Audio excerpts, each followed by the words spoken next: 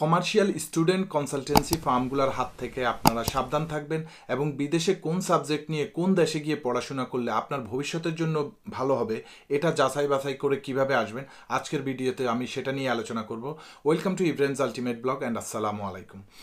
আমাদের বাংলাদেশে বলেন বিশ্বের বিভিন্ন দেশে ইন্ডিয়া বা অন্যান্য দেশেও স্টুডেন্ট ভিসার জন্য কনসালটেন্সি ফার্মগুলো কাজ করে, যারা আপনাদেরকে অফার লেটার থেকে শুরু করে ভিসা প্রসেসিংয়ের জন্য যেই কাগজপত্র লাগে এগুলাকে গুছিয়ে দেওয়ার জন্য তারা কাজ করে।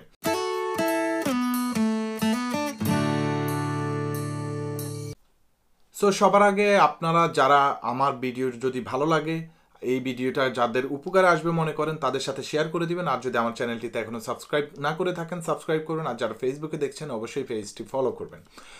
সো স্টুডেন্ট ভিসা যখন আপনারা অ্যাপ্লাই করতে চাচ্ছেন, বিশ্বের কোন দেশে যাবেন, কোন সাবজেক্ট নিয়ে পড়াশোনা করবেন, আপনার ফিউচার প্ল্যান কি, এগুলোর সাথে একটা কম্বিনেশন বা যাচাই বাছাই করে স্টুডেন্ট ভিসার জন্য অ্যাপ্লাই করাটাই বুদ্ধিমানের কাজ। সেই ক্ষেত্রে আপনারা যদি কোনো কনসালটেন্সি ফার্ম ইউজ করেন যারা আপনাকে ভিসা প্রসেসিংয়ের জন্য হেল্প করবে, লাইক অফার লেটার, কাগজপত্র গোছানো, কী পেপার ওয়ার্কস লাগে, এগুলো সব কিছু মিলিয়ে হেল্প করবে, এই কনসালটেন্সি ফার্মগুলো মোস্ট অফ দেম থাকে কমার্শিয়াল।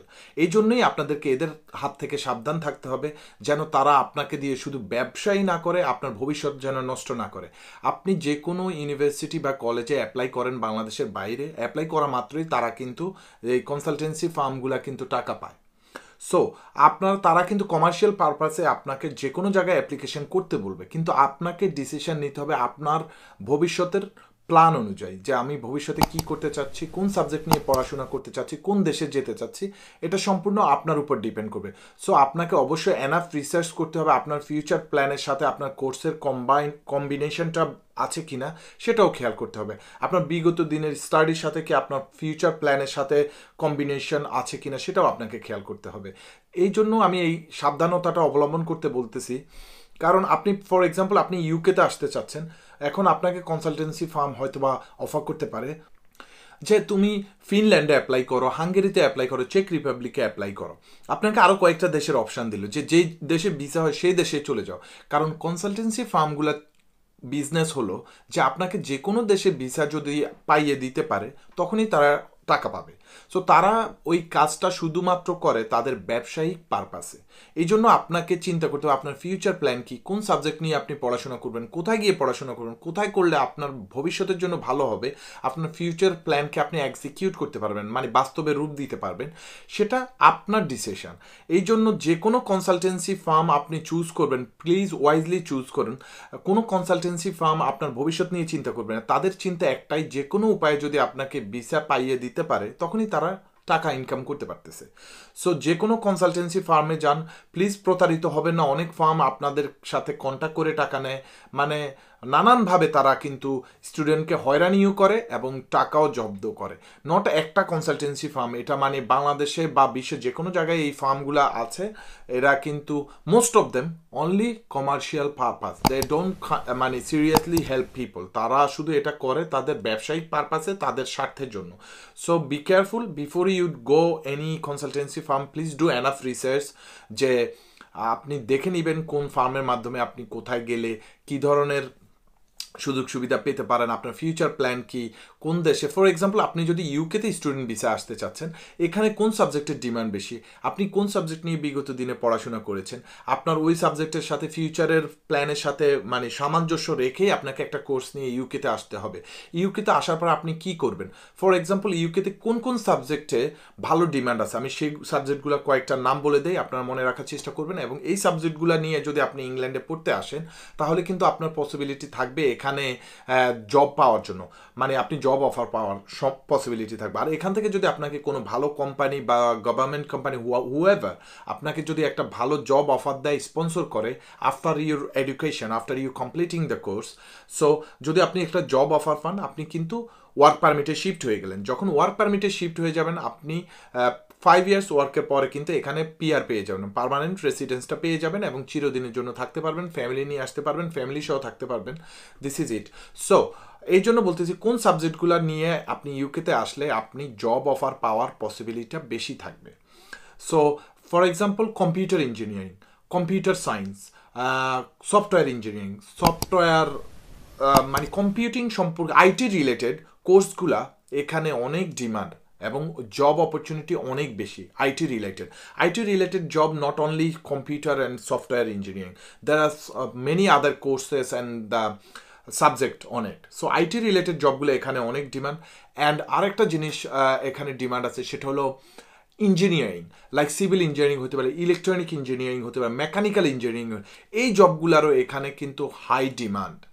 সো আরেকটা জিনিস আমি বলি ডিমান্ড আছে, নার্সিংয়ের কোর্স আপনারা যারা করছেন, যারা নার্সিং বা ডক্টরদের কথা আমি মানে আমার জানা নেই, আমি ওটা বলবো না, বাট নার্সিংয়ের এখানে প্রচুর ডিমান্ড আছে। কারণ আমি প্রতি বছর দেখি কয়েক হাজার নার্স সারা বিশ্ব থেকে ইংল্যান্ডে বা ইউকেতে এসে NHS এর আন্ডারে কাজ করে ওয়ার্ক পারমিট নিয়ে। সো নার্সিং কোর্সগুলো নিয়েও আপনি ইংল্যান্ডে আসতে পারবেন। এবং যদি ইংল্যান্ডে নার্সিং কোর্স আপনি কোয়ালিফাইড হন, নার্সিং কোর্স কমপ্লিট করে কোয়ালিফাইড হন, দেয়ার ইজ মোর চান্স আপনি এখান থেকে একটা জব অফার পেতে পারেন নার্সিংয়ের উপরে। যদি জব অফার পেয়ে যান, আপনার ফিউচারটা সেটেল হওয়ার সম্ভাবনা অনেকটাই থেকে যাবে। সো আপনারা যখন ইউকেতে যারা আসবেন, তারা অবশ্যই চিন্তা করে আসবেন যে কোন সাবজেক্টে আপনি আসলে আপনার ফিউচার প্ল্যানকে আপনি বাস্তবে রূপ দিতে পারবেন। সো কনসালটেন্সি ফার্মের কথা শুনে আপনি যে কোনো সাবজেক্টে যে কোনো দেশেই ছুটে যাবেন না। আবার শুধু ইউকে না, আমি বিশ্বের যে কোনো দেশেই যান আপনার সেম ধরনের সিচুয়েশন হবে। আবার অনেকের জন্য আমি মনে করি ইউকেটা সুইটেবল না। যারা ভাবতেছেন ইউকেতে এসে পড়াশোনা করবেন না, অন্য কোথাও চলে যাবেন, বা আপনার মানে পড়াশোনার কোনো প্ল্যান নাই, জাস্ট আর্ন করার প্ল্যান আছে, ফ্যামিলিকে সাপোর্ট করবেন, তাহলে কিন্তু ইউকেতে আসার চেয়ে আপনি ইউরোপের অনেক দেশে স্টুডেন্ট ভিসা হচ্ছে, কানাডাতে হচ্ছে, আমেরিকাতে হচ্ছে। সো আপনাকে এইগুলা যাচাই বাছাই করে যেই দেশে গেলে আপনার ফিউচার প্ল্যানকে আপনি বাস্তবে রূপ দিতে পারবেন, সেই দেশে যাওয়ার চেষ্টা করবেন। আপনি কোন সাবজেক্টে আপনি পড়াশোনা করছেন, ওই সাবজেক্ট রিলেটেড একটা সাবজেক্ট নিয়ে ওই দেশে গিয়ে আপনাকে অবশ্যই একটু রিসার্চ করে পন্থা খুঁজে নিতে হবে কোন পন্থায় আপনি ভবিষ্যতে গেলে আপনি ওখানে সেটেল হতে পারবেন। আমরা যখন ইউরোপ, আমেরিকা, বাংলাদেশ থেকে যারা বেরিয়ে আসি, আমাদের back of the mind, most of us আমরা ব্যাক অফ দ্য মাইন্ড চিন্তা করি যে আমরা যেন ইউরোপে বা America, Canada, where ever we go, আমরা যেন ওখানে সেটেল হতে পারি। সো এই জন্য আপনাকে অবশ্যই একটা প্রি প্ল্যান থাকতে হবে যে আমি ওই দেশে গিয়ে এটা নিয়ে পড়াশোনা করব, এই কাজ করব, এরপরে আমি এইভাবে সেটেল হব। সেটেল হওয়াই যদি মূল উদ্দেশ্য হয় তাহলে এটা হতে হবে। আমাদের বাংলাদেশ থেকে মুষ্টিময় মানুষ ইউকে বা বিশ্বের বিভিন্ন দেশে যায় মাস্টার্স, PhD বা গ্রাজুয়েশন করতে, জিনুইনলি পড়াশোনা করতে, যারা আবার জিনুইনলি মানে সার্টিফিকেটটা অর্জন করে ভালোভাবে পড়াশোনা কমপ্লিট করে আবার বাংলাদেশে চলে যান এবং ওখানে গিয়ে আপনারা জব করেন। সো এটা মুষ্টিময় কয়েকজন মানুষই করেন। যারা এইভাবে আসতে চাচ্ছেন অবশ্যই আপনারা অনেক জ্ঞানী, আপনারা একটা প্ল্যান নিয়েই আসবেন এবং প্ল্যান করেই আবার ব্যাক চলে যাবেন।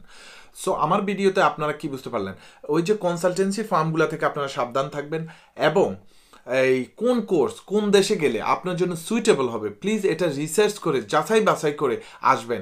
10 জন যেই পথে গেছে আপনিও সেই পথে যাবেন, সেই পথটাই যে আপনার জন্য উত্তম হবে এটা কিন্তু ঠিক না। আপনার জন্য হয়তোবা আলাদা একটা পথ থাকতে পারে, ওই পথে হয়তোবা আপনার জন্য একটা ইজি ফিউচার ভবিষ্যৎ থাকতে পারে, একটা সহজতম ভবিষ্যৎ আপনার জন্য অপেক্ষা করতেছে আরেকটা পথে।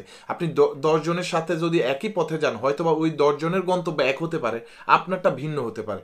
এই জন্য যাচাই বাছাই করে আসবেন আর সাবধান থাকবেন এই কমার্শিয়াল কনসালটেন্সি ফার্মগুলা থেকে। সো যারা এতক্ষণ আমার ভিডিওটি দেখেছেন অনেক ধন্যবাদ। কোনো প্রশ্ন থাকলে আমার ভিডিওর নিচে কমেন্ট করে জানাবেন, ইউটিউবের প্রত্যেকটা কমেন্টের আমি রিপ্লাই দেওয়ার চেষ্টা করি। সো অবশ্যই চ্যানেলটিতে সাবস্ক্রাইব করতে ভুলবেন না, আর সবার সাথে শেয়ার করে আমার ভিডিওটি দেখার সুযোগ করে দিবেন। ভালো লাগলে লাইক, শেয়ার, সাবস্ক্রাইব। আজকের মতো বিদায়, আল্লাহ হাফেজ, আসসালামু আলাইকুম রহমতুল্লাহি ওয়া বারাকাতুহু।